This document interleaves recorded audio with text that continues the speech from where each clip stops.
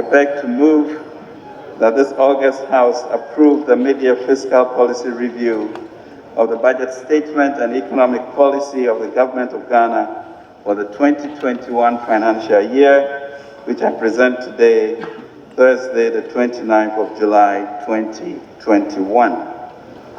Mr. Speaker, I'm performing this function in fulfillment of Section 28 of the Public Financial Management Act 2016, Act 921.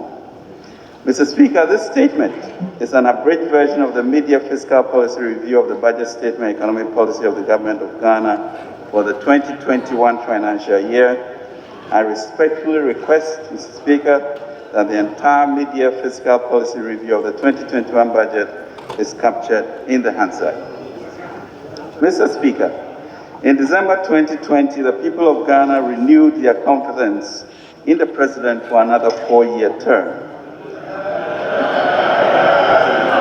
Let me take this opportunity to thank His Excellency the President for the confidence he retains in the team of the Ministry of Finance and for the privilege and opportunity to continue in this national service of managing the economy and our public finances for another 4 years.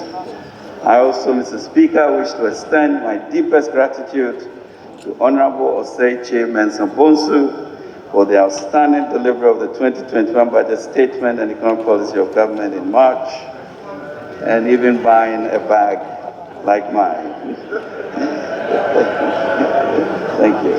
Mr. Speaker, I want to personally thank you for your noble and wise leadership over this unique composition of this 8th Parliament, and to assure you that government will continue to work with you and this House to deliver on the priority needs of our people.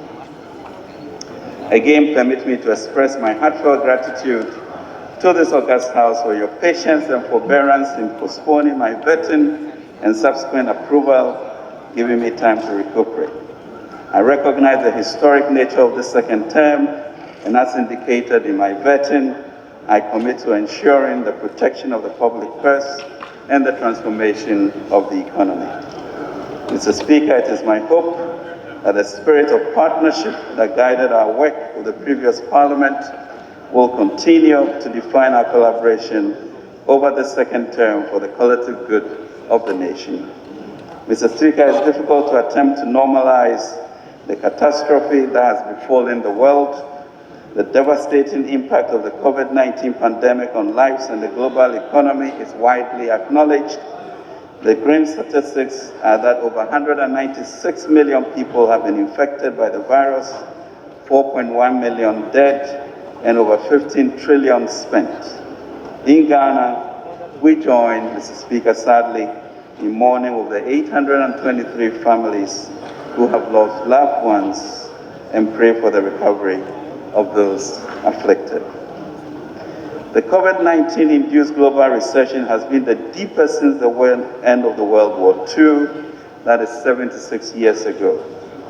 The global economy contracted by 3.3% in 2020, a 6.7% decline relative to the 3.4% growth forecast by the IMF back in October 2019. Growth in sub-Saharan Africa was minus 1.9%. Ghana achieved a 0.4% growth. From the very first day that the coronavirus arrived here in Ghana in March 2020, the government of President Nana Addo Akufo-Addo recognized the dire consequences that it will have on our economy, particularly on jobs, and on our ability to raise revenues to meet both the cost of managing the pandemic and government's regular spending obligations. If I may quote from the President's address on 27 March 2020, where he underlined the challenge and the approach. Should the virus continue to linger for the rest of the year, the effects on our economy will be dire. However, as we have demonstrated over the course of the last 3 years, where we inherited an economy that was growing at 3.4% and transformed it into one which has grown by an average of 7% over the last 3 years. I assure you that we know what to do to bring back our economy to life. What we do not know how to do is to bring back to life. We will therefore protect people's lives than their livelihoods. Mr. Speaker, therefore, the hardship that COVID-19 pandemic visited on people's lives, the stress on parents, the frustration of young people, the negative impact on businesses for both employers and employees, the worsening of the unemployment situation, the effect on the public debt, and the stress on revenue mobilization was unprecedented but expected. Indeed, no country in the world had prepared for the crisis that unfolded. That is why leadership was therefore assessed by the measures that individual countries and their respective leaders took to deal with the crisis. Here in Ghana, we took responsible, innovative, decisive, and bold actions to tackle the crisis. That is why a year ago on Thursday, 23rd July 2020, I came before this House to present what I called an extraordinary mid-year fiscal policy review of the 2020 budget statement and economic policy, and secured more funds to provide an immediate and appropriate response to the severe economic impact of the pandemic.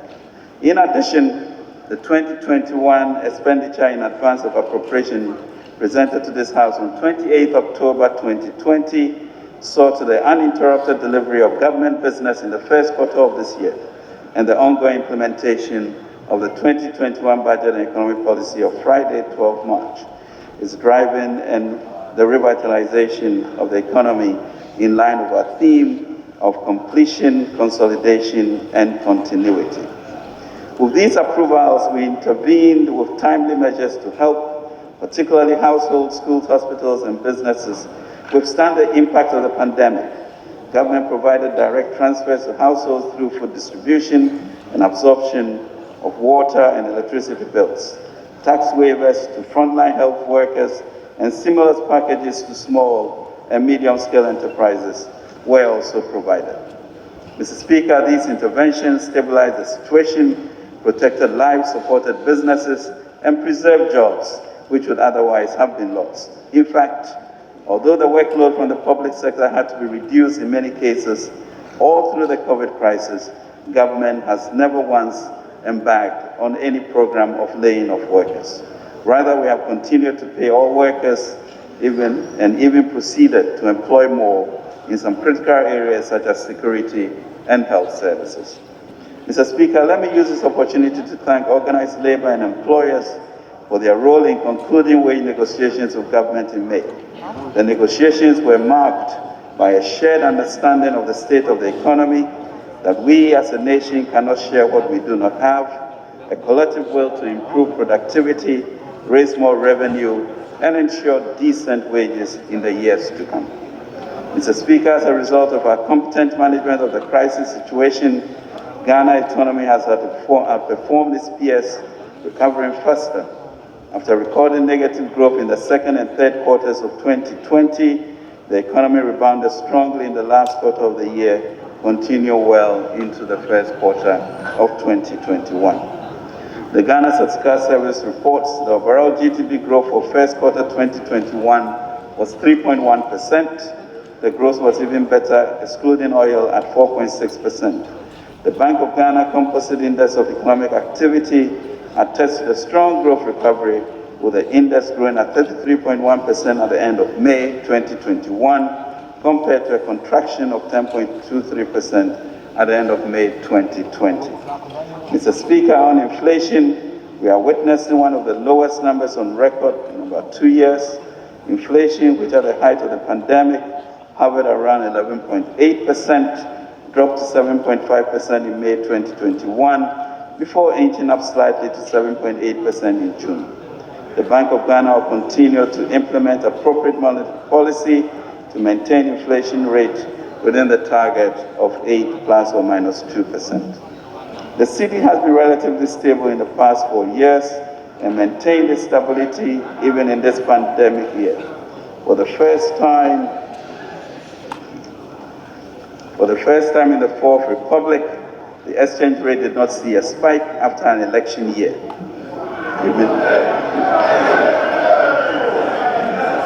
Cumulatively, from the beginning of the year to date, The exchange rate has depreciated by 0.6% against the US dollar and appreciating by 3.6% against the euro. This stability is expected to continue as we move towards the close of the year. The relatively strong performance of the external sector led to an increase in the reserves position to 11 billion US dollars, equivalent to 5 months of imports, one of the highest on record. This compares well with a reserve position of 9.2 billion, equivalent to 4.3 months imports cover in the corresponding period last year. Mr. Speaker, we are managing the finances of the country with discipline and competence. The fiscal operations for the period January to June 2021 indicate that the overall deficit was 22.32 billion Ghana cedis, equivalent to 5.1% of GDP. The corresponding primary balance for the period was a deficit of 7.3 billion cedis, equivalent to 1.7% of GDP, against a target of 4.8 billion Ghana cedis, or 1.1% of GDP. We will continue to pursue our fiscal consolidation agenda to ensure that we remain within the appropriation given by this august House.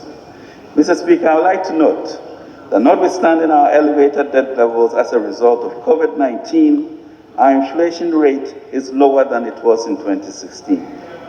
Our interest rates are lower than they were in 2016. Our exchange rate is more stable than it was in 2016. Our foreign exchange reserves are much higher than they were in 2016. And we did not have to lay off any workers, nor cancel teacher and nursing training allowances. Furthermore, we did not go to the IMF for a bailout program, neither have we built an interchange for the price of 3. This is because we have managed the economy much better than it was managed up to 2016. Let us, Mr. Speaker, not forget this. On the back of these and other deliberate policies, our country has attracted more foreign direct investment in the midst of the pandemic. As of end June 2021, total FDI into the country was valued at 954.2 million, indicating an increase of 71.2% from US 557.2 million recorded over the same period last year. Mr. Speaker, the strong rebound in growth, the low inflation rates, the stable currency, the strong reserve position, and FDI flows are clear indicators of an economy in recovery. Indeed, the strategic investments we collectively made in building strong economic fundamentals in the 3 years prior to this pandemic, as well as the subsequent speed, scope, and scale of our socio-economic response to the pandemic is fueling our recovery. Mr. Speaker, I stand before this august House today to assure the nation that our transformation agenda is very much on course.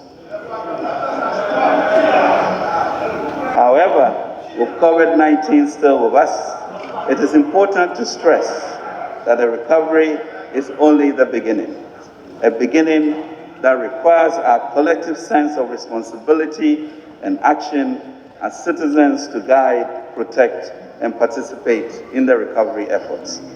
Mr. Speaker, this mid-year fiscal policy review that I'm presenting does not come with a supplementary budget, and our revised fiscal framework for 2021 is kept within the fiscal target of 9.5% of GDP.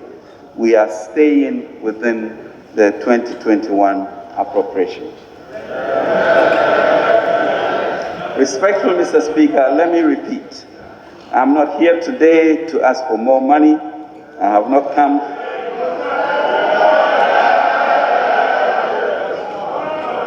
Mr. Speaker, I'm not here today to ask for more money. I have not come to ask for more taxes.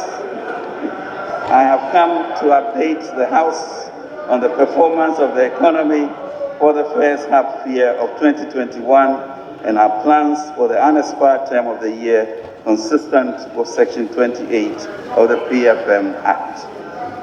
One of the serious impacts, Mr. Speaker, of the COVID-19 pandemic has been the loss of jobs, which has exacerbated the unemployment problem, particularly among the youth. As such, government is ready with a comprehensive program to tackle this intractable problem.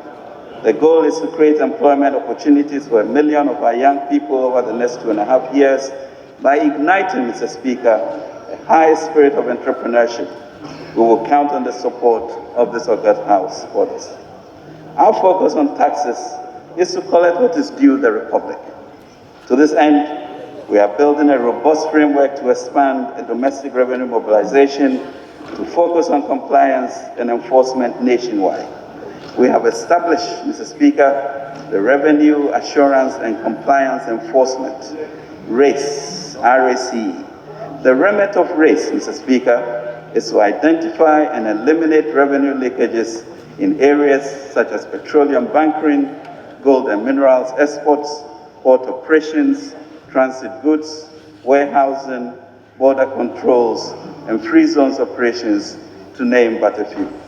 Mr. Speaker, I will now present an assessment of the programs we have and continue to implement in line with our strategy for completion, consolidation, and continuity, which is the theme for the 2021 budget and economic policy. These programs address the concerns of our fellow Ghanaians, especially our youth, and demonstrate our commitment to create sustainable and inclusive opportunities for. Mr. Speaker, in fulfillment of our completion pledge, we have completed a number of projects and activities, including but not limited to the 4-tier interchange at Pokwase, the first of its kind in West Africa, to ease, and second in Africa, to ease travel constraints and enhance our productivity.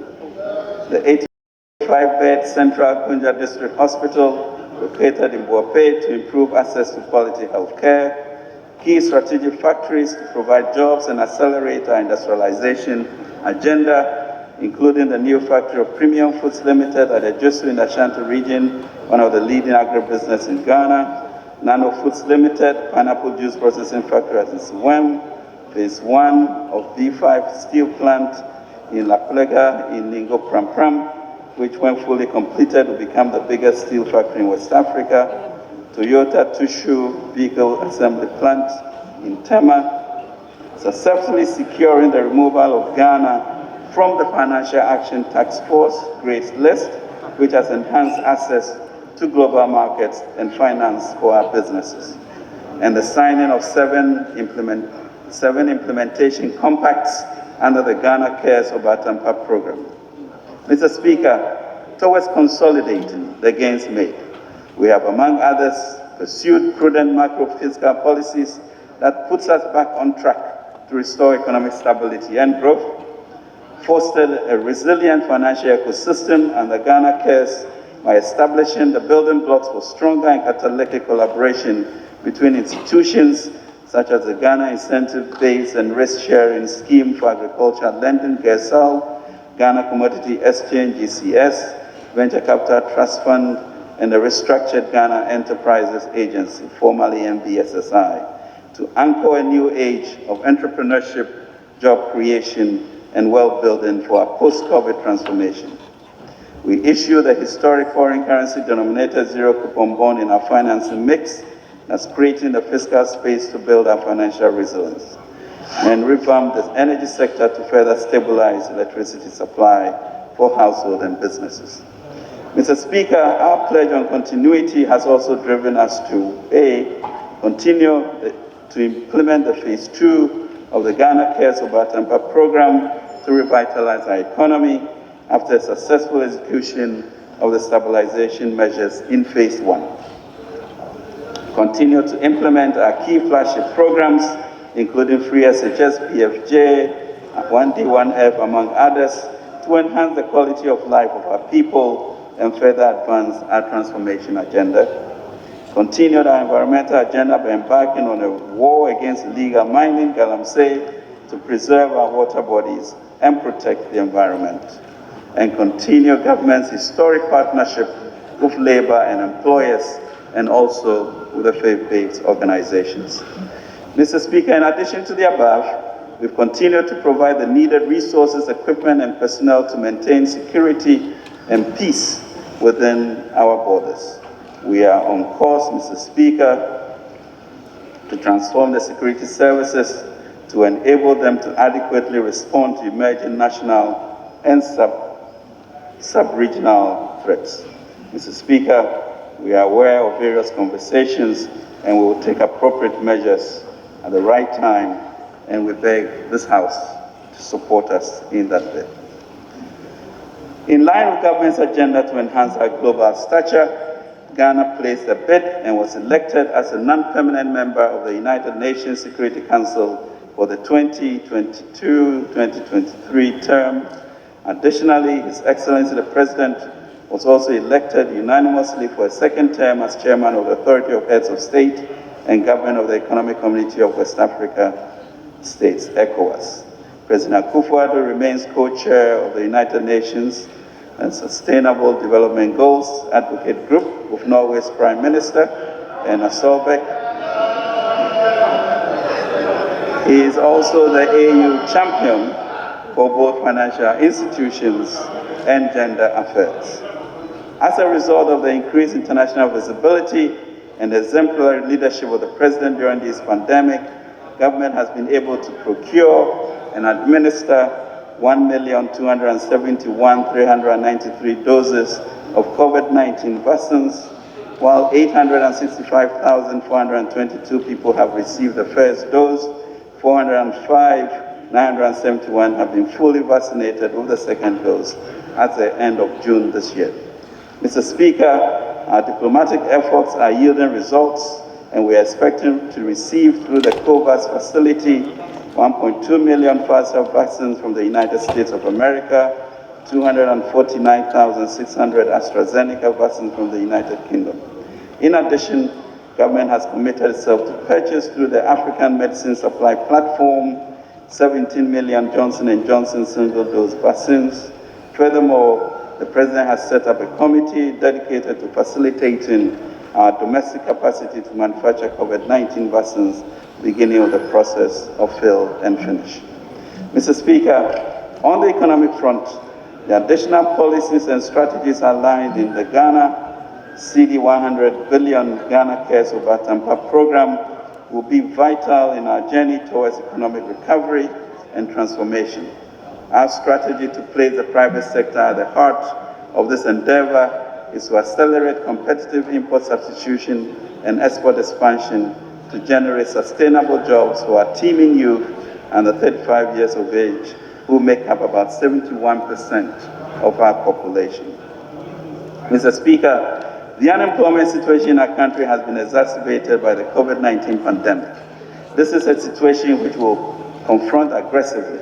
Indeed, it is an issue that will be at the forefront of our national discourse.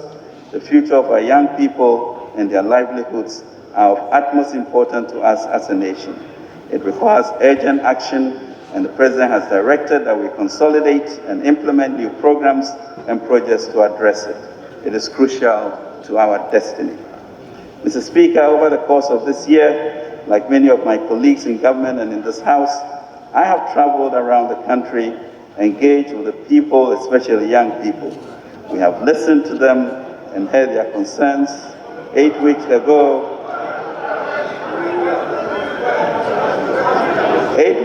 Mr. Speaker, I visited Tamale and Sunyani and interacted with thousands of young people.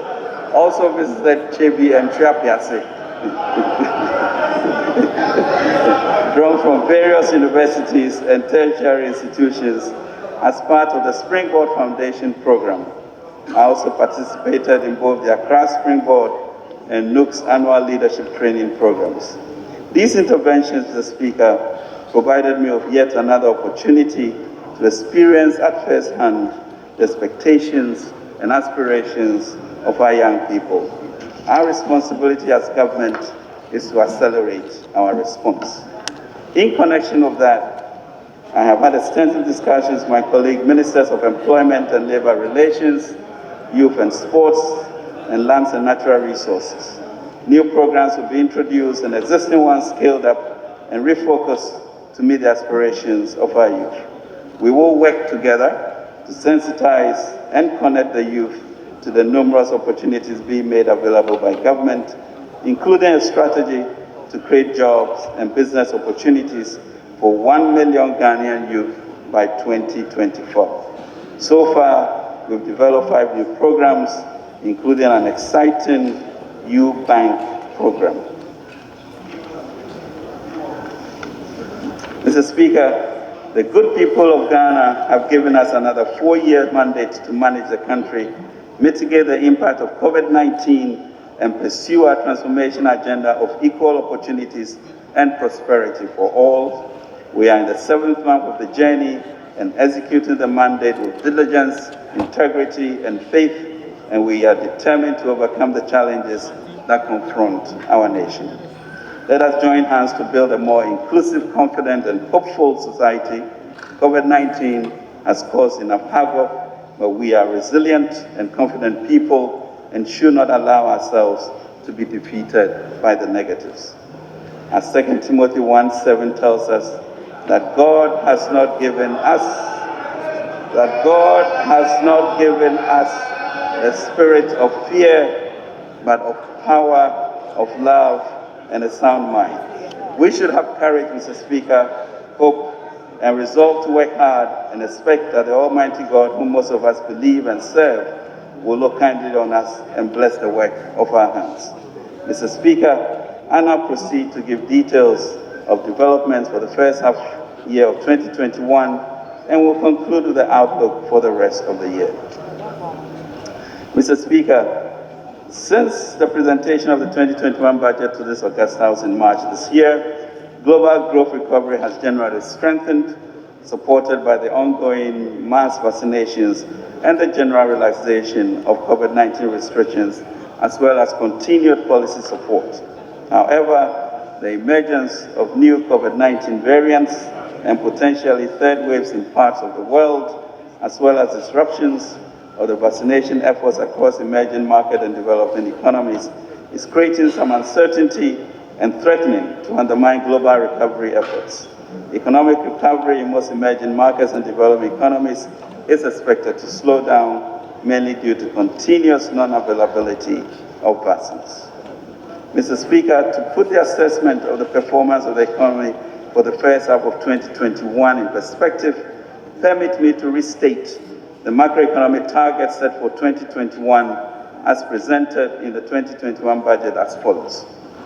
Overall real GDP growth of at least 5%, non-oil real GDP growth of at least 6.7%, end period inflation of 8.0%, fiscal deficit of 9.5% of GDP, primary deficit of 1.3% of GDP, and gross international reserve to cover not less than 4 months of imports of goods and services. Mr. Speaker, even though the second quarter 2021 gross domestic product data is yet to be released by the Ghana Statistical Service, provisional data for the first quarter 2021 show that the recovery process from the COVID-19 pandemic is gaining some momentum, and the targets for most of the macroeconomic indicators are largely on track. Thank you. Mr. Speaker, I now present highlights of the 2021 half-year fiscal performance. The implementation of the 2021 budget has been successful so far. We remain fully committed to achieving the fiscal deficit target of 9.5% of GDP for the year in order to not to derail from the objective of returning to the Fiscal Responsibility Act fiscal deficit and primary balance thresholds of 5% of GDP and positive primary balance, respectively, by 2024.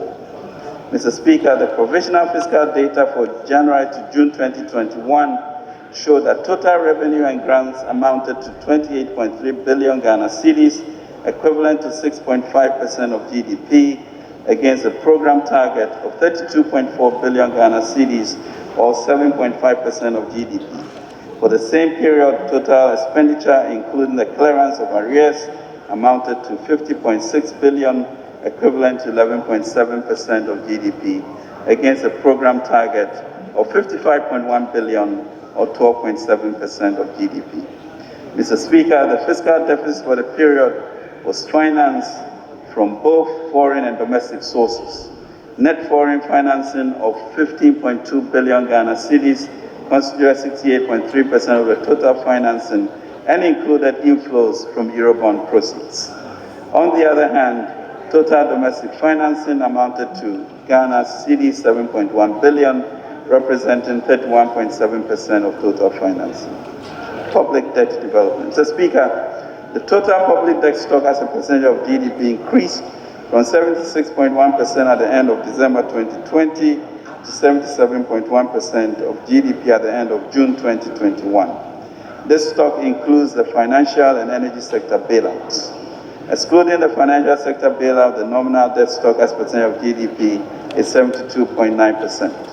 The increase in the debt stock was mainly because of the Eurobond issuance of April 2021, COVID-19 pandemic effect, contingent liabilities, and front-loading of financing to meet cash flow requirements for the first half of this year. Mr. Speaker, the loss of human capital as a result of COVID-19 continues to be devastating. The reported steady decline in weekly average infections, which stood at 379 by the week of 5th March 2021, was sustained to 60 cases by the week of 20th June 2021. Since then, however, the detection and spread of the Delta variant has largely driven up reported cases. As of 25th July 2021, overall COVID-19 infections since the first confirmed case on 12 March 2021 has reached 103,019. There are currently 4,983 active cases, 97,213 recoveries against all efforts. 823 persons have died due to COVID-19 over the same period. Mr. Speaker, improving regional and global supply chains and rising demands led to total exports reaching 2.5 billion in the first 2 months of 2021. By June, this has significantly increased to 7.6 billion. In addition, the COVID-19 related regulatory reliefs and policy measures introduced by the Bank of Ghana continue to promote bank lending activities. From the beginning of the year to June 2021, new advances reached 16 billion, marginally above the advances of 15.8 billion during the same period in 2020. It is expected that as economic activities rebound and lending rates drop further, private sector credit will pick up. Mr. Speaker, proactive and pragmatic policies have ensured that the tourism and hospitality industry, which had perhaps endured its most difficult year in 2020, is on a rebound. Tourist arrivals in the country as at the end of 2020 was about 370,000, as against a revised target of 400,000 for 2020. With the reopening of the Kotoka International Airport in September 2020, arrivals at the end of the second quarter of 2021 were 231,000, representing 65% of the full year arrivals in 2020. Mr. Speaker, there are also other positive trends for this pandemic, as digital technology is assuming a more significant role in the operations of businesses. Almost 9 out of 10 firms are now leveraging digital platforms to market their products. Similarly, mobile money door-to-door delivery by courier services and internet usage for business operations also increased by 77%. Mr. Speaker, since the onset of the COVID-19 pandemic, government has developed and implemented a number of interventions expressed in the National COVID-19 Emergency Preparedness and Response Plan and the National Strategic COVID-19 Response Plan, July 2020 to December 2024.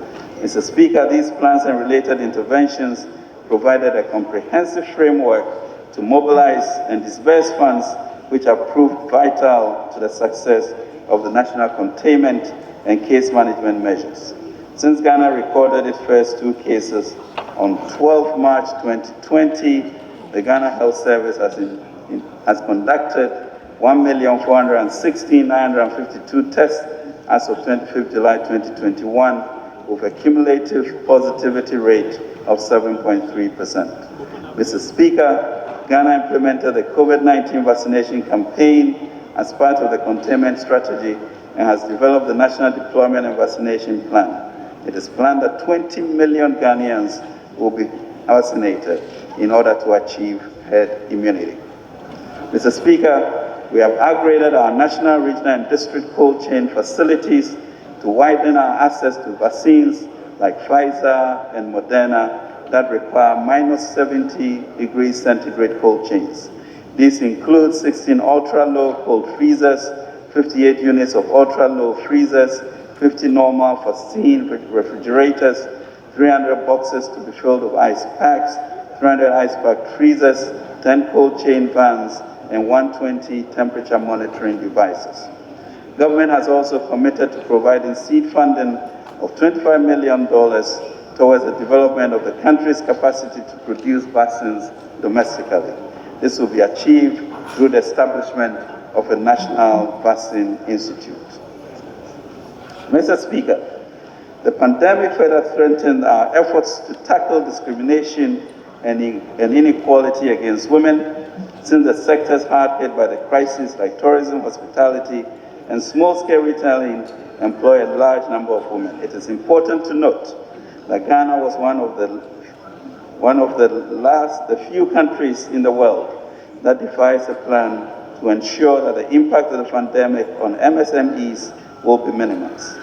Through the Ghana Enterprise Agency, formerly National Board for Small Scale and Industries, a number of programs were implemented to minimize the impact of the pandemic and also to support in the realization of the government vision of diversity, inclusivity, and job creation. Under the Ghana cedi 600 million coronavirus alleviation program business support, a total of 520 million Ghana cedis had been disbursed to over 299,000 MSME beneficiaries between May 2020 and June 2021. For the 290,000 beneficiaries who benefited under the coronavirus program business support scheme, CAPBAS, 60% of the beneficiaries were women-owned businesses or MSMEs. The intervention unlocked access to finance mainly to women who would not have been able to access funds to support and build their businesses. Technical support was also provided in the form of training, entrepreneurship, and financial management to 15,748 beneficiaries across Ghana, over 67% being females. Over 740,000 jobs have been protected, and a database of 904,000 MSMEs has been created to inform policy going forward. Support was also given to specific sectors such as the creative arts, media, and the private education to enable them continue to offer key services in peak of the pandemic. As at the end of June 2021, a total of 52.3 million Ghana cedis has been disbursed to 29,698 beneficiaries within the creative arts industry. Additionally, 5,410 private schools, universities, and associations with the educational sector received a total of 41.2 million Ghana cedis. Mr. Speaker, to sustain the quality of life for Ghanaians during the pandemic, government subsidized the cost for various categories of household and industrial electricity consumption from April to December 2020. Altogether, 4,772,512 customers benefited from the electricity reliefs for the period. The policy, however, continued for lifetime customers from January to March 2021. Mr. Speaker, as part of government's social interventions for supply of free water under the COVID-19 initiative, the Ministry of Sanitation and Water Resources partnered the Ghana Water Company Limited and Community Water and Sanitation Agency to ensure the full realization of the objective. The program started in April 2020 and was extended to June 2021 for domestic consumers whose monthly consumption does not exceed 5,000 liters. In all, over 10 million urban dwellers were supplied with potable water by Ghana Water from April to December 2020. This initiative currently supplies free water to a total of over 2.3 million urban domestic dwellers whose monthly consumption does not exceed 5,000 liters of potable water at a cumulative cost of 836.82 million Ghana cedis. Mr. Speaker, CWSA, on the other hand, supplied 17.9 billion liters of potable water to rural and peri-urban population of 5.8 million at a total cost of 100.28 million Ghana cedis between April 2020 and June 2021. Mr. Speaker, the COVID-19 National Trust Fund was set up under Act 1013 to receive and manage contributions and donations from well-meaning individuals, groups, and corporate bodies. As at 30th June 2021, the COVID-19 National Trust Fund had received a total amount of 57.15 million in cash donations. These donations were made between the period April 2020 and March 2021. As at 30th June 2021, the fund had disbursed an amount of 52.5 million Ghana cedis for various programs as well as procurement of items. Mr. Speaker, the COVID-19 pandemic has forced Africa into a liquidity crisis that needs to be reversed. At the just ended 2021 Africa Development Bank Annual General Meeting in Accra, African finance ministers were in consensus that the current global financial architecture, which was designed about 75 years ago without Africa, has become less responsive to Africa's liquidity and financing need and is no longer fit for purpose. Africa cannot truly rise unless there's a tectonic shift, Mr. Speaker, in the global financial architecture to support it. To this end, African finance ministers have commenced global advocacy for the IMF to unlend between 25 to 30% of its new SDR of $650 billion to Africa. We are also advocating for the establishment of the African Stability Mechanism and the African Liquidity and Sustainability Facility, akin to the European Stability Mechanism. The African Stability Mechanism will protect the continent against external shocks by providing instant emergency access to financial assistance for countries in financial difficulty. The Liquidity and Sustainability Facility could also underwrite a more effective market in African debt that reduces the high liquidity premium African countries pay for sustainability-linked investments. Implementation of Ghana Cares. Mr. Speaker, with every crisis, the need to restructure and diversify the economy becomes imperative. The recent experience of the COVID-19 pandemic, with its disruptive impact on global and regional value chains, has once again highlighted the need to build a transformed Ghana beyond aid. It is for this reason that in November 2020, government launched the audacious 100 billion Ghana COVID-19 alleviation and revitalization of enterprises support, Ghana Cares, Obatampa program. The first phase of the program, also known as the stabilization phase, was implemented between July and December 2020. It alleviated the immediate impact of COVID-19 on our economy and restored normalcy in the lives and livelihoods of Ghanaians through substantially subsidized water and electricity costs, hot meals and food packages distributed to vulnerable and underprivileged persons, increased allocation for the cab bus scheme to support MSMEs, Ghana's CD 2 billion guarantee scheme established to support large businesses, established skills training programs in collaboration with social partners and faith-based organizations, and passage of urgent legislation to enforce COVID-19 safety protocols. Mr. Speaker, since the turn of the year, we have been purposefully pursuing the second phase of the Ghana Cares program to revitalize the economy and set it on track for transformation. As already articulated, our approach under this program is to revitalize the private sector in targeted sectors to fast-track competitive import substitution, export expansion, and the creation of decent jobs for our youth in a commercial environment that is increasingly regionally integrated. We have operationalized a well-thought-out implementation and coordination framework of a functional and staffed Ghana Cares Coordinating Office within the Ministry of Finance. Additionally, Ghana Cares delivery units, including sector specialists from the private sector, have been activated in all participating MDAs. Implementation compacts, Mr. Speaker, outlining the most critical interventions for 2021, delivery and reporting arrangements, as well as commitments by Ministry of Finance and participating MDAs have been signed. The participating ministries, departments, and agencies include the Ministry of Agriculture, Ministry of Trade and Industry, Ministry of Science and Technology, Ministry of Communications and Digitalization, MOTAC, GIPC, and GRA.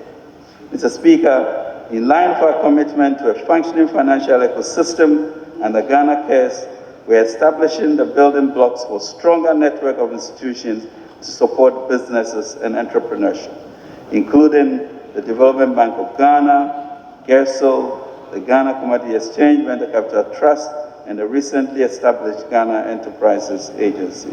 This network of institutions would anchor a new age of entrepreneurship, job creation, and wealth building for our post-COVID transformation. Mr. Speaker, to modernize our agricultural sector, we are investing in initiatives that would improve production and productivity in the rice, poultry, soybean, tomato, and cassava subsectors this year. The recent engagement with all the value chain actors in these subsectors has sharpened the focus of investment in a holistic manner. We are therefore providing interest rate subsidies, facilitating equipment acquisition, linking markets and producers, as well as producing relevant research in these subsectors. The youth are being supported this year to become outgrowers for anchor farmers and boost participation in commercial farming. Mr. Speaker, Ghana Cares is providing catalytic support to drive efficiency and improve outputs in the agriculture sector by investing in data and digital technology. These technologies would revolutionize the targeting of inputs such as seed inputs, extension services, and acquisition of land for commercial farming. Additionally, the program will support the reform of the fertilizer subsidy system using digital technology to make it more efficient and less prone to smuggling. This will be achieved by registering farmers for improved targeting. The registration will provide information on farmers, biodata, crops cultivated, acreage, digital location of farms to track seed and fertilizer subsidy programs. By end February 2022, 1.2 million farmers will be registered. Mr. Speaker,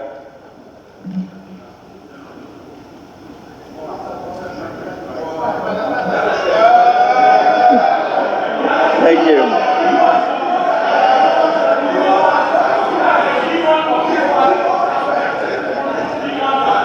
Additionally, Mr. Speaker, the program will support the reform of the fertilizer subsidy program. Mr. Speaker, accelerated expansion of Ghana's light manufacturing is a focus under Ghana Cares. Government is delivering dedicated support to expand the production capacity of our pharmaceutical, garments, and textiles industries, as well as the processing capacity of our agro-processors to increase exports and create additional jobs. Specific interventions include support for the establishment of a cassava processing plant, provision of technical assistance to the garment and textiles industry, as well as the pharmaceutical industries. Key pharmaceutical manufacturing companies are being supported to upgrade their operations to attain good manufacturing practice standards and benefit from the African Continental Free Trade Area. Additionally, government is working feverishly to establish a garment industrial park in Dawa, which will boost exports and create additional jobs under the Ghana Cares program. Mr. Speaker, rapid acquisition of capabilities to manufacture machine tools to support industrialization is a major priority under Ghana Cares. Government and MESTI has therefore established the Foundry for the fabrication of tools and is in the process of identifying suitable private sector operator to manage the foundry. We are also providing incentives to the private sector to manufacture key agricultural implements and prototype industrial research on a commercial basis. Mr. Speaker, we are aggressively promoting international and domestic tourism through Ghana Cares by supporting the modernization and development of selected tourist sites. We are therefore upgrading the scale of sector operators, working to reduce the cost of doing business and improving the competitiveness of enterprises in the sector, as well as transforming targeted tourist beaches to increase patronage, such as in Sakumono, Axum, and Elmina. Mr. Speaker, in support of government's agenda to provide sustainable and completed affordable housing, we are providing funds to the National Home Ownership Fund. This fund, to be matched by participating financial institutions, will provide low blended mortgage interest rates of between 11 to 12%, as compared to the current market rates between 25 to 26%. Through this intervention, which builds upon and expands the pilot project implemented last year, our quest to promote residential home ownership while boosting the domestic construction sector to provide more jobs is on course. Mr. Speaker, Ghana Cares is providing catalytic investment for the development of communication infrastructure this year. Government is consolidating and expediting projects such as Smart Workshop, National ID, digital address systems, land records digitization, as well as virtual learning platforms to bridge the digital divide for the benefit of all citizens. Funds have been allocated to Ministry of Communication and Digitalization for the establishment of digital and innovation hubs in 4 additional cities, following the successful pilot of the Digital and Innovation Hub in Accra. These hubs will eventually be expanded to all regions in subsequent years.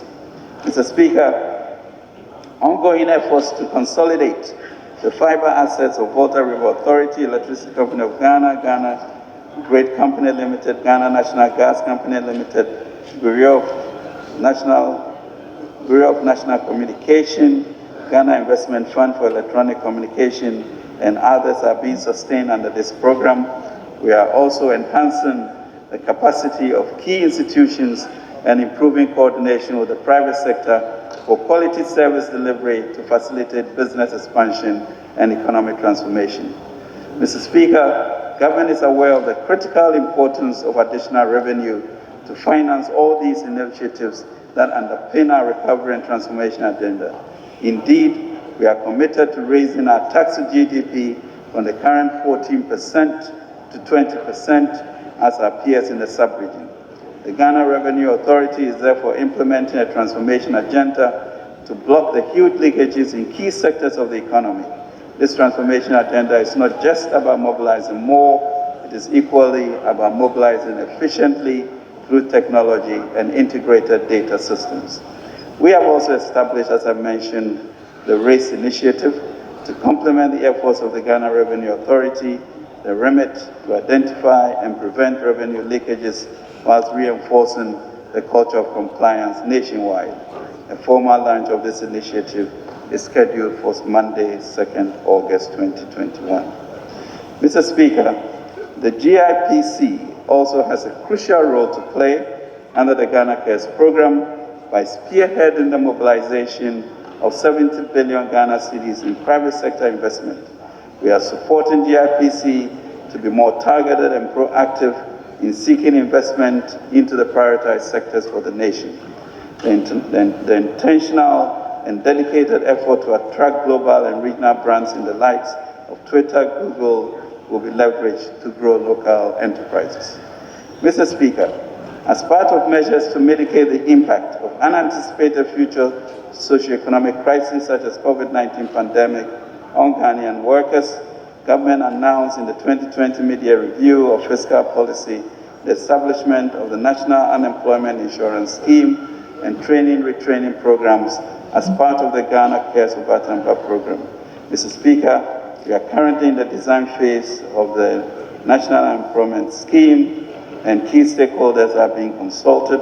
The consultations will be scaled up to include more stakeholders and technical experts to ensure that the project design suits the Ghanaian labor market. Mr. Speaker, the implementation of the training and retraining component of the program has been accelerated. Government, together with the social partners, have decided to pilot the national training and retraining program in the two sectors that were mostly affected by the pandemic, namely the private education sector and the hospitality and tourism sector. The compacts which have been signed between the Ministries of Finance and the number of MDAs specify specific results to be achieved by the MDAs and the catalytic resources to be provided by the Ministry of Finance. Each compact includes a clear results tracking framework with further releases of funds tied to performance. I'm happy to report that this exciting performance-based arrangement is up and running.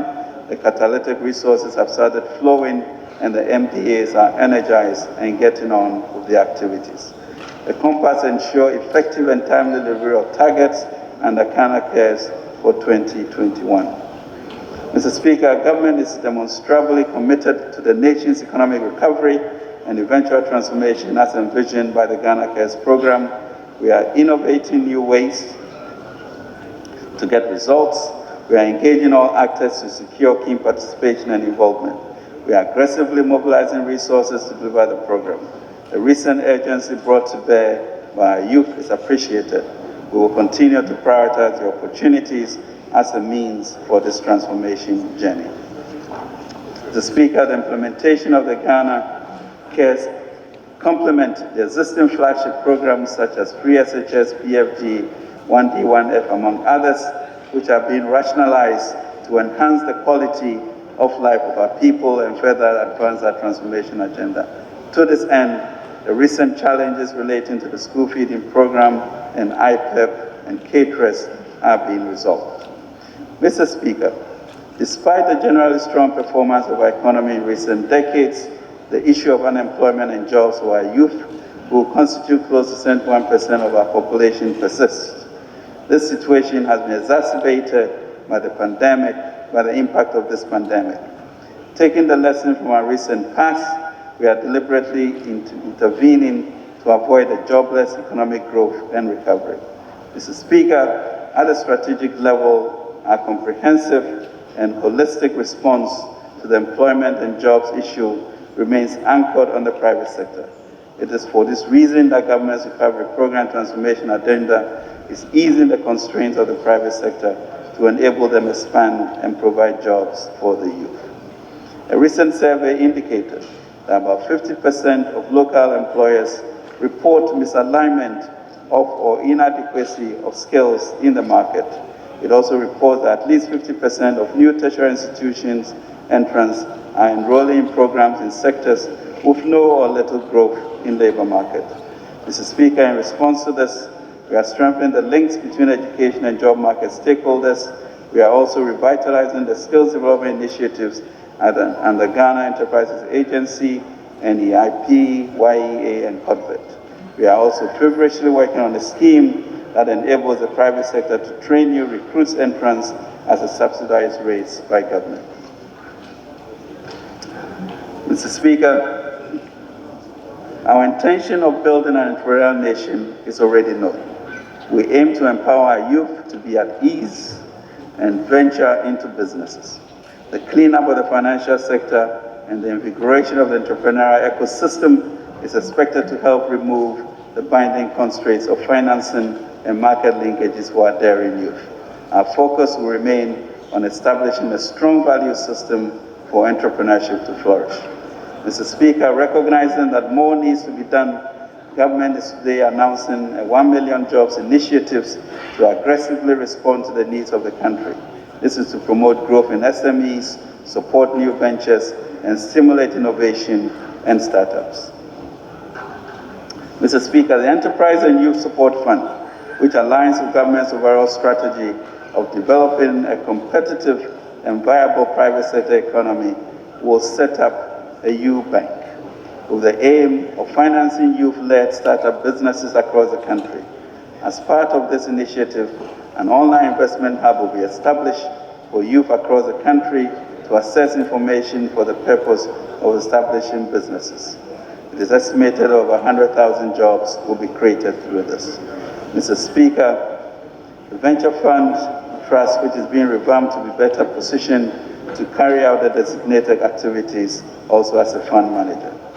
Mr. Speaker, we are also pursuing the Obatampa Youth Entrepreneurship Drive, Ghana Skills and Entrepreneurship Development Project, Student Entrepreneurship Initiative, the Youth in Community Improvement Model, and the Alternative Employment and Livelihood Program as direct interventions in targeted sectors to help our youth live decent lives and contribute to nation building. These interventions are clearly designed to bring us closer to confronting the jobs and employment challenges of our youth. To ensure dedicated resources, the Ministry of Finance and all participating institutions will next month sign an implementation compact on youth employment, which will tie release of resources to delivery of results. This compact will also track youth-focused initiatives across the value chain of interventions under the Ghana Cares Program. Women-focused interventions. Mr. Speaker, our women have been disproportionately impacted by COVID-19 pandemic. Government is activating a policy to have 20% of procurements awarded to women. Women will also be supported with specific capacity building programs and will be empowered to leverage the danger-sensitive lending policies to be implemented by the Development Bank of Ghana. Mr. Speaker, His Excellency declared 2021 as the second year of roads.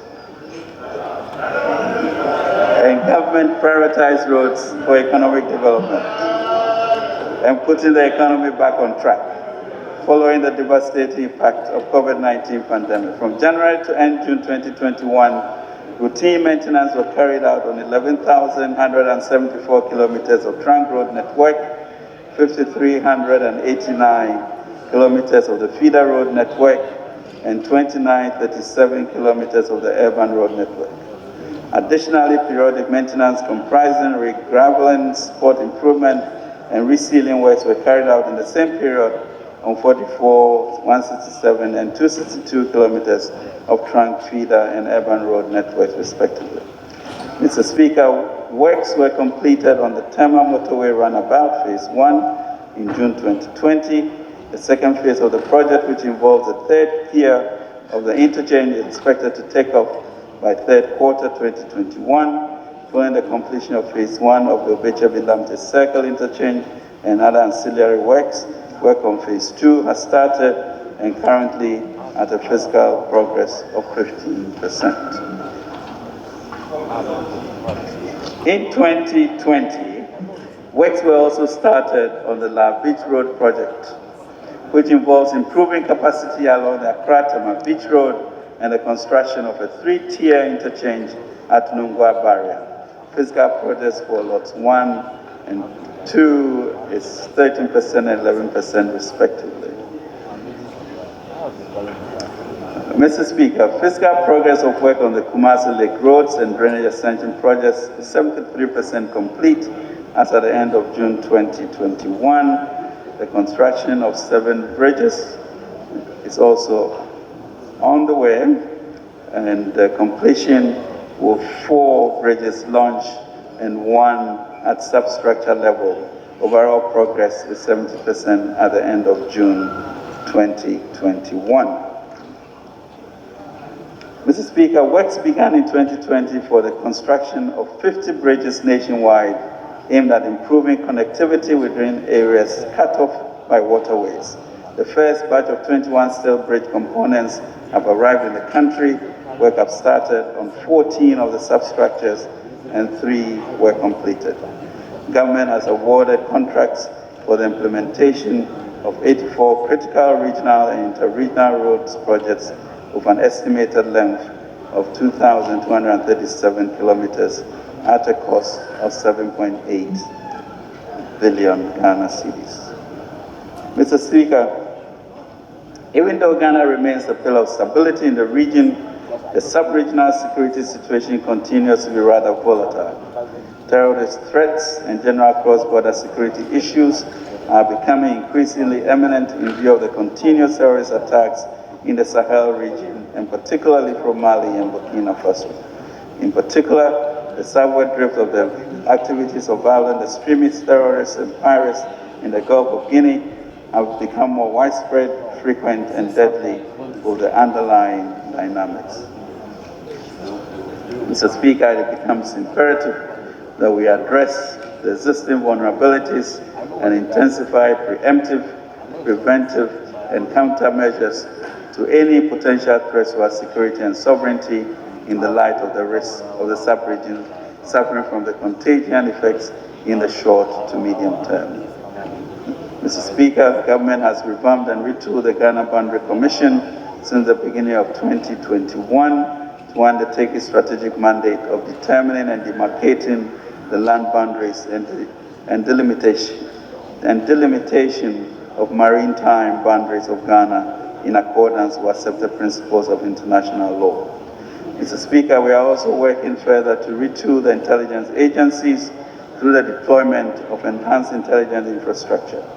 Mr. Speaker, Ghana continues to demonstrate leadership on sub-regional issues coordinated through the Accra Initiative, which serves as a coordinated intelligence sharing platform with neighboring countries. Mr. Speaker, we'll come to this honorable House in support of the security of Ghana. Mr. Speaker, the Ghana Infrastructure Investment Fund was established to mobilize, manage, coordinate, and provide financial resources for investment and infrastructure projects and ease the burden of quasi-public debt on our budget. Over the last decade, we've witnessed an increasing trend where sovereign funds have been deployed as catalysts for growth and development in emerging markets such as Asia and Middle East.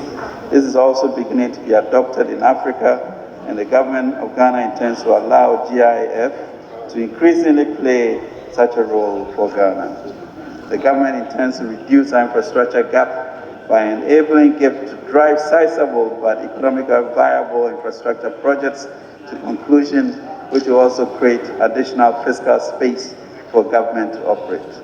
As such, we've nominated GIF as a vehicle to be used to restructure and refinance expensive debt of the independent power producers in the energy sector, as well as take energy equity positions in some cases to help reduce the fiscal burden of overcapacity charges we've been left with. Negotiations with several of the independent power producers are in their final stages. Government also intends to use GIF as a vehicle under the Ghana Cares program to drive our structural transformation through funding for critical infrastructure such as the district hospitals, Agenda 111, quality and affordable housing, improved rail and road networks, and ICT infrastructure. We've therefore revised the Earmark Funds Act to allow a 20% increase in the allocation of ABFA CAPEX to GIF for the funding of Agenda 111 and other development expenditure. Mr. Speaker, on the 26th of April 2020, His Excellency the President, as part of his 8th address to the nation on government's efforts to combat the coronavirus pandemic, laid out an ambitious plan to tackle Ghana's health infrastructure deficit and restore the country on the path of achieving economic and social transformation.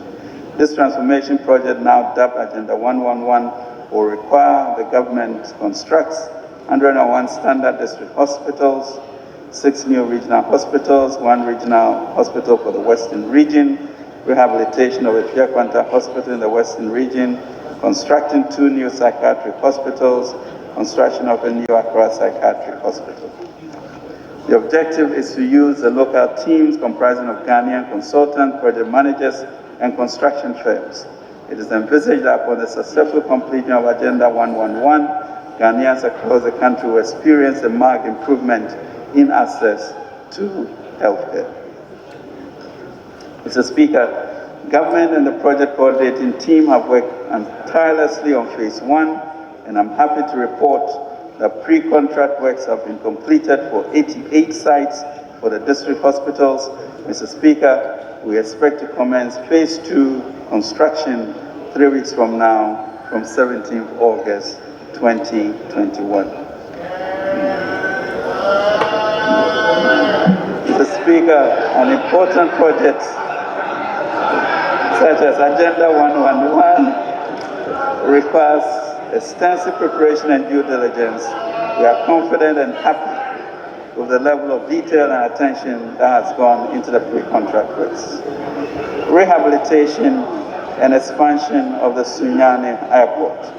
Mr. Speaker, the rehabilitation and expansion of the Sunyani Airport aligns with government's policy objective to have at least an operational aerodrome airstrip in each of the regions in the country. The rehabilitation expansion will adequately address the current operational challenges and propel business and industrial growth in the Puno region and its catchment area. Lands and mining.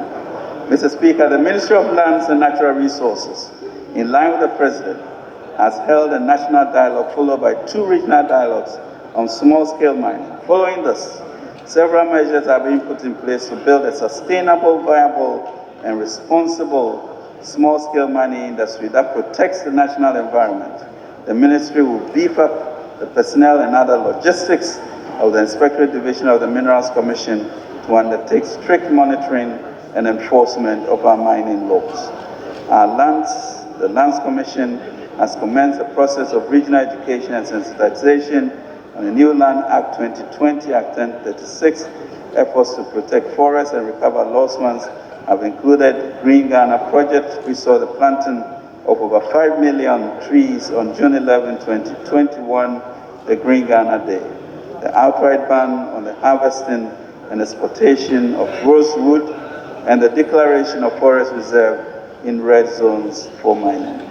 Mr. Speaker, the Ministry also has a program for alternative employment and livelihoods, which will be rolled out soon. As part of these efforts, the program will be anchored on 6 main interventions, namely national land reclamation and reforestation, agriculture and agro-processing, apprenticeship, skills training and entrepreneurship, responsible, viable, and sustainable community mining, mine support services, and community enhancement projects. These initiatives will target mainly illegal miners displaced by the ongoing efforts to sanitize the mining industry. Government recognizes the need to protect our environment just as it finds it necessary to provide alternative employment and livelihoods for our compatriots who will inevitably fall through the cracks. Mr. Speaker, initially this will be in the Ashanti, Eastern, Western, Western North, Central regions. We are determined to ensure the responsible or sustainable exploitation of the lands and natural resources of our country. Mr. Speaker, on energy, the COVID-19 pandemic has amplified the campaign for a transition away from fossil fuels.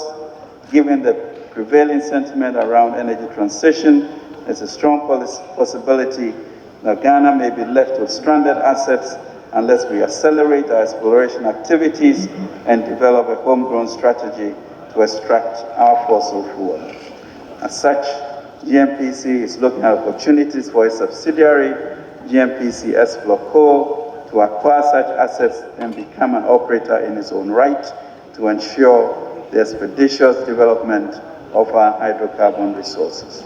The new strategy may require an amendment or revision of the PRMA to allow GNPC to enter into some reserve-based lending transactions in order to be able to raise the required financing to consummate these acquisitions and to finance exploration and development of such fields without having to rely primarily on GOG for funding.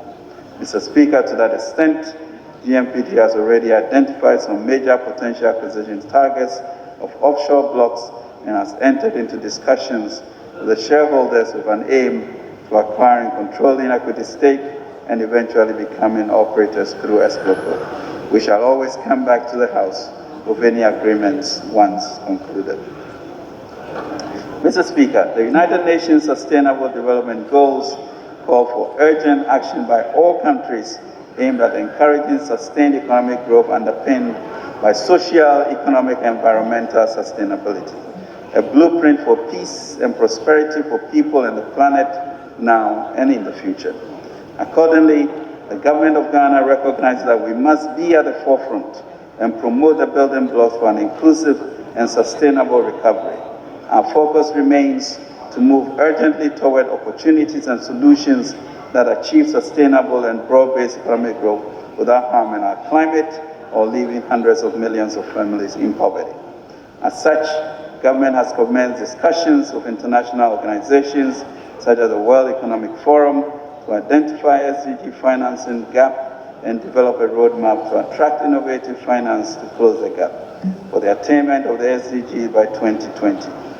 Ghana and Switzerland have also agreed on a roadmap for 50 million tons of carbon capture.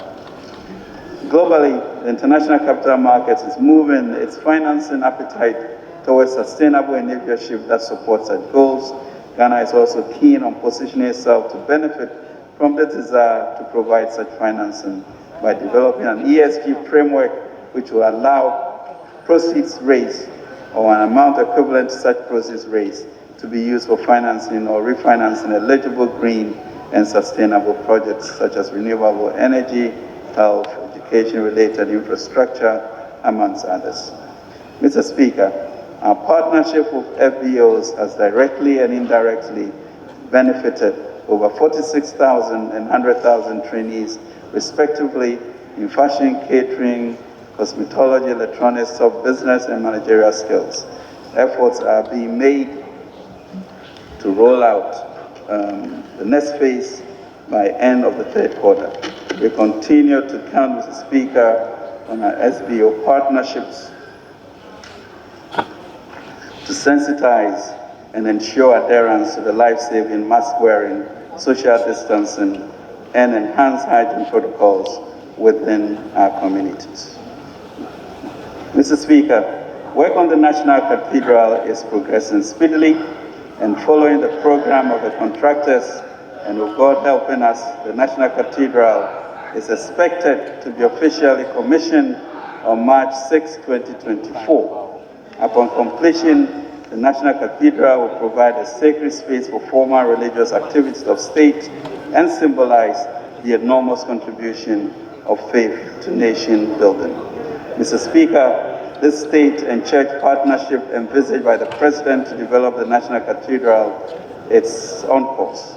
An initiative, the 100 CDs a month club, also dubbed Kitwa Biarenswa, will be launched by the trustees of the National Cathedral on August 12, 2021, to give as many Ghanaians as possible the opportunity to be part of the history to build the National Cathedral.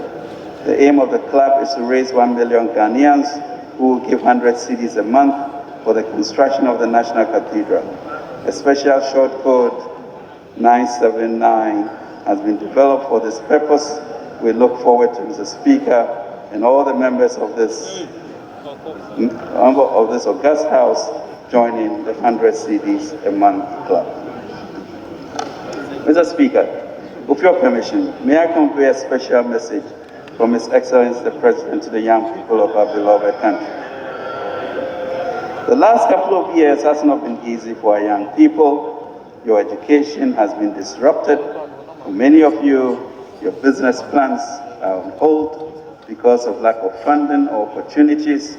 You may have lost your job or are simply tired of joining long queues or filling job application forms for vacancies that are filled even before your ink is dry. But we have a message for you. Big opportunities are coming, and the President wants you to be part of that.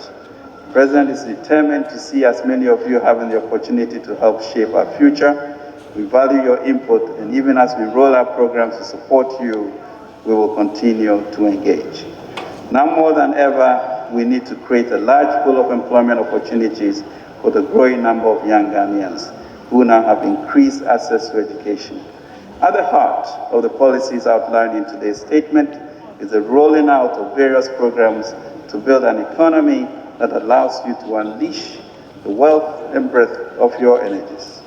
Your President believes in the power of constructive collective action. Together we can ensure that yesterday's problems are tackled today so that we do not carry them on to the next generation. As the great American Franklin Roosevelt once said, the only limit to our realization of tomorrow will be our doubts of today. We must confront the spirit of doubt and face our fears in faith. Mr. Speaker, today we have announced key job creation and entrepreneurship interventions, such as a new bank product and a host of other government interventions that target young people. These should enable us to connect applicants to appropriate job opportunities or provide assistance to allow applicants to confidently start their own businesses and take full advantage of the supportive ecosystem we have put in place. So to the young people of Ghana, let me stress to you that our policies are not simply about the next election, even as we persevere to break the proverbial 8, but more importantly, it is about empowering the generation for them to also to prepare a brighter Ghana for the next generation. Our responsibility as your government is not just about responding to the judgment of our critics today, but to the judgment of posterity.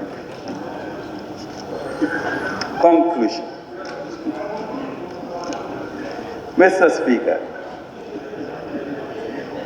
it has been almost 16 months since 11th March 2020, when WHO declared the COVID-19 a pandemic. However, as a country, we have reason to be optimistic and hopeful. Based on key indicators, we are on track to recovering from the most difficult crisis in the post-war era. In the next few months, the Ministry of Health aims to embark on an aggressive vaccination program, which we are confident will help us achieve herd immunity and break the chain of infections in our nation. Mr. Speaker, we are only in the 7th month of the second 4-year mandate of the government of President Akufo-Addo and the New Patriotic Party. Ghanaians renewed our mandate because they recognize that the difficult crisis that the country and the world as a whole were facing as a result of COVID-19 pandemic required competent and bold leadership, which we have proved and will continue to provide under the decisive leadership of His Excellency President Nana Akufo-Addo. Mr. Speaker, permit me to say, with all the confidence that I can muster, that the President promised to leave at the end of his term in January 2025 a legacy of a proud and confident nation at peace with itself and the world around it is on course. We are pushing the boundaries of our economic activity and doing so right from the center of a fast integrating single market for the continent of Africa. If we stay on course, Mr. Speaker, a few years from now, within this decade, Ghana's strategic place at the center of the Africa Continental Free Trade Area of 1 billion consumers and some 2.5 trillion GDP and growing will become a reality. The policies of this government in education, infrastructure development, industrialization, in fast-tracking digital technologies, in strengthening the financial services sector, in foreign diplomacy, are all being deliberately pursued and synchronized to get this generation to establish Sub-Sahara's first independent nation, Ghana, as a commercial and investment center for Africa. We began by setting the country on a transformation track back in 2027 with our bold vision of a Ghana beyond aid. The recovery is on. We are back on track despite the pandemic. The plan of the President is to achieve from this year a strong and sustainable recovery of the economy. Mr. Speaker, our pillars of recovery in 2021 have been built on the strategy of completion, consolidation, and continuity. We choose to be bold in crafting a 2021 budget that deals with the past, delivers opportunities in the present, while investing in the future in a responsible and interconnected manner. Specifically in 2021, we aim at A, COVID-19 containment measures, including vaccination, creating jobs, B, creating jobs, promoting entrepreneurship and wealth creation, C, developing our infrastructure with priority focus on roads, railway, water, and sanitation, hospitals, and housing, diversifying productivity and high-value services, implementing bold reforms to increase revenue mobilization and the efficiency of public expenditure, deepening structural reforms to make the machinery of government work better for the people, and rolling out digital technologies, e.g. national ID, digital address system, payment systems, interoperability, land title registration, Ghana.gov, to improve our service delivery. Mr. Speaker, the deliberate strategy of the Ofori-Atta government to invest in digital infrastructure and get Ghana fully plugged into the global ecosystem of digital technology has been further vindicated by the COVID-19 crisis. The pandemic has heightened the need for digital technology in our homes, for schools, for work, and even leisure. That is why today Ghana is at the forefront of using digital technology to expand access to finance and financial products for all Ghanaians. Digitalization is making the delivery of services more efficient, diversifying production, and boosting productivity. In the process, it is creating new and better paid jobs for the young people of Ghana. Critical to all this, Mr. Speaker, is access to affordable high-speed internet. Government is doing what is needed to support the telecommunications industry to deliver on this too. Mr. Speaker, we are making the necessary investments to empower our people and enhance the quality of their lives. Our strategy as government is to use all the human and natural resources of our country in a sustainable and efficient manner to improve the quality of life of every Ghanaian. That is why in this mid-year fiscal review, we have clearly outlined our strategy for economic revitalization and transformation. We have shown that, A, we are on track towards a fiscal consolidation through our prudent measures. B, we are on track to consolidate our flagship programs to improve the welfare of our people. C, we are on track in supporting commercial farming for food security and export expansion. D, we are on track in building strong light manufacturing sector in Ghana with catalytic financial and technical support. E, we are on track towards deploying digital technologies to enhance delivery of public service. F, we are on track with our agenda to positioning Ghana as a regional hub for investments in agribusiness, information, communication technology, manufacturing, education, health, service delivery, financial services, petrochemical industry, transportation and logistics, and aviation, among others. G, we are on track to opening the doors of the Development Bank of Ghana to finance Ghanaian businesses and enterprises through the strengthening of Ghanaian financial institutions. And H, we are on track towards improving the security and safety of our people. Our journey, Mr. Speaker, to recovery and transformation recognizes that the solution to our challenges lie primarily with ourselves, and that with purposeful leadership and a determined people, we shall surely overcome. Our appreciation of our shared responsibility between government and the governed, our acceptance of the principle of rendering unto Caesar what belongs to Caesar, and our appetite to see more, all that is good in us as Ghanaians, and focus more on that what is constructive as against that which dampens our spirit, is what I'll beg all of us to dwell on the more. Dwell on our positives, for they are more than our negatives.